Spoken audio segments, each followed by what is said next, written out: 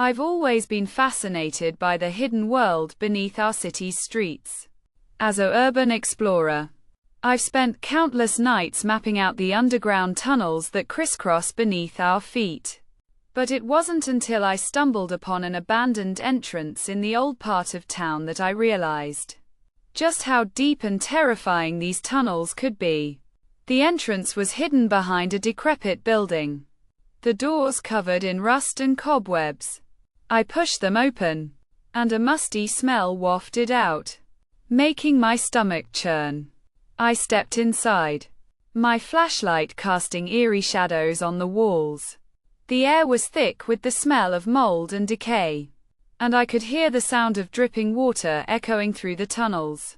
As I made my way deeper into the tunnels, I began to notice strange symbols etched into the walls.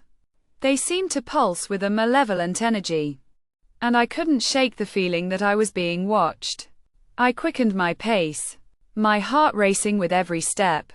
The tunnels seemed to stretch on forever, twisting and turning in impossible ways. I started to feel disoriented, my sense of direction lost in the labyrinthine passages. And then, I stumbled upon a room. It was small, with stone walls and a low ceiling. The symbols I had seen earlier were etched into the walls.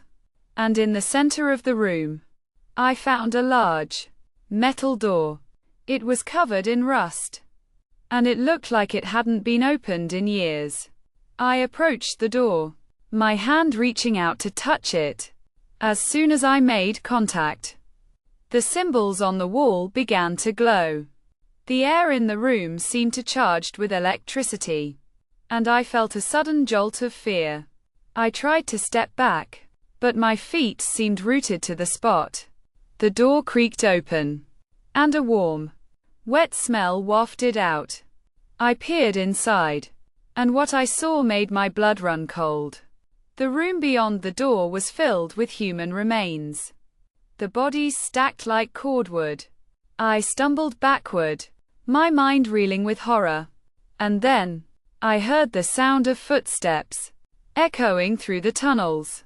They were light, almost stealthy, but they were getting closer. I turned to run, but it was too late. The footsteps stopped right behind me, and I felt a cold breath on the back of my neck. I tried to scream, but my voice was frozen in my throat. And then, everything went black. When I came to, I was lying on the floor, my head throbbing with pain. The room was empty. The door closed. I stumbled to my feet, my heart still racing with fear. I made my way back through the tunnels, my senses on high alert. I didn't stop running until I emerged back into the bright sunlight.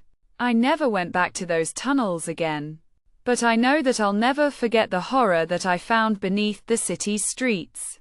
The memory of that room, and the symbols that seemed to pulse with a malevolent energy, will haunt me for the rest of my life.